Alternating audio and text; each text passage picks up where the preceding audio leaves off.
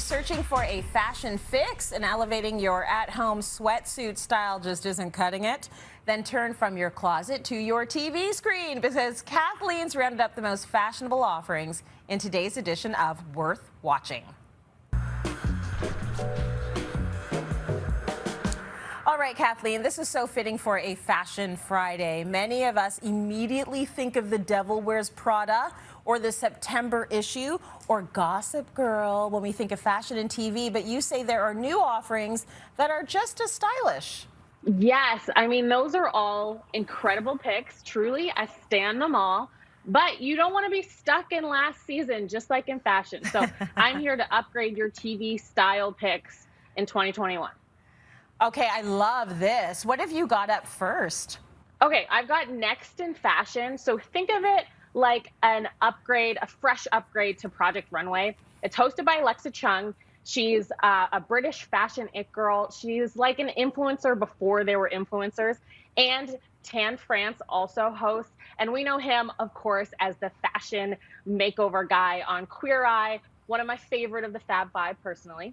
So this is a reality series with 18 designers who compete for a prize of $250,000 and the chance to be stocked on a major fashion e-commerce retailer. Along with Alexa and Tan, you also get some of the biggest names in the fashion world to help judge this. So you've got Monique Lhuillier, Tommy Hilfiger, Philip Lim, you know, all those just like casual fashion design icons. There is drama, competition, tears, but most of all, there are incredible designs. Bottom line, if you care about fashion at all, this is must-see television. I love this whole category. Like, I love that you're doing this roundup and it's all about style and fashion because I feel like we need a hit of that right now.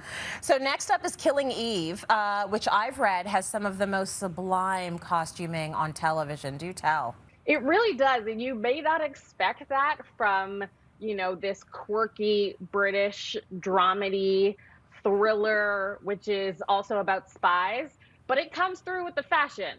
So if you don't know, Killing Eve follows Eve, played by our Canadian girl, Sandra Oh, who will always be Christina Yang to me. So she's an intelligence investigator in Britain who is trying to capture a psychopathic assassin named Villanelle, played by Jodie Comer. Villanelle is the fashion icon of this series.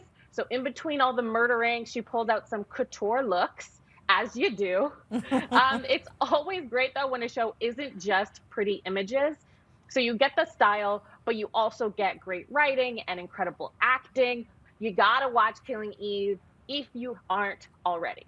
Okay, I'm taking that to heart for sure. Keeping with the stylish spy thriller theme, your third pick is Queen Sano. I hope I said that right. Netflix's first African original series.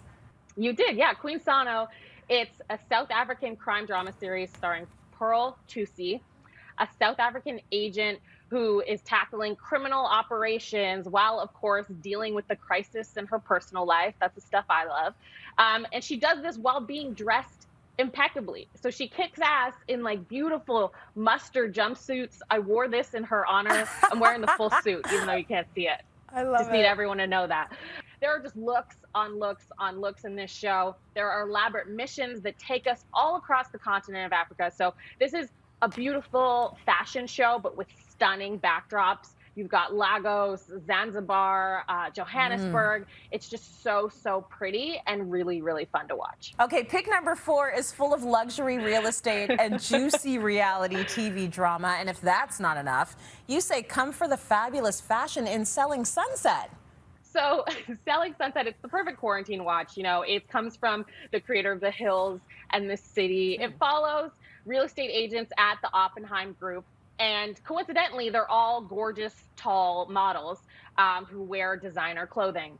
So you're going to get real estate porn with all these incredible houses in the hills and throughout Hollywood.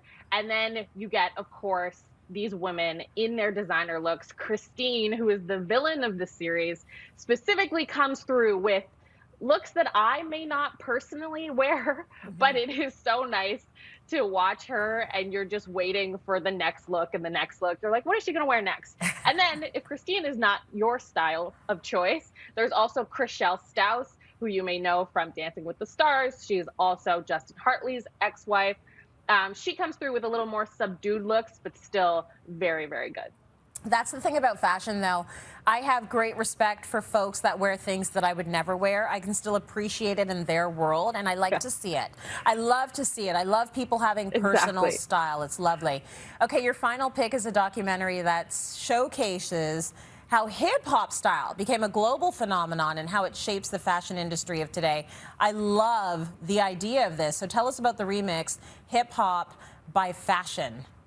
This documentary is so necessary. I'm so glad they made it because, as you said, hip hop has, taken over culture, but specifically with fashion, there are so many things. I mentioned designers when I talked next in fashion. So many of those designers pull from streetwear, pull from hip hop, and these artists don't get the credit. So this documentary focuses on stylist Misa Hilton. She's behind Lil Kim's Crush on You music video, iconic, and streetwear designer April Walker of Waka Wear, which you probably recognize from a bunch of hip hop songs. They really chronicle the history of hip hop and fashion and how it came to be. And again, if you like either of those two things, hip hop or fashion, you gotta watch this doc. All you had to say was Little Kim's Crush on You, like Kathleen. That takes me right back to Montreal. Right? Yeah, at university. Me and my girlfriends would come to my little bachelor apartment, and we would put the VHS tape in of Crush on You and try and reenact. Yes, I'm aging myself. Reenact all of the dance moves, and I wish we had like the blue wig, then the orange wig, then the yellow wig. Like, oh my goodness, yes to hip hop and fashion. Iconic. And Kathleen, your picks are always on point. Excellent recommendations as always.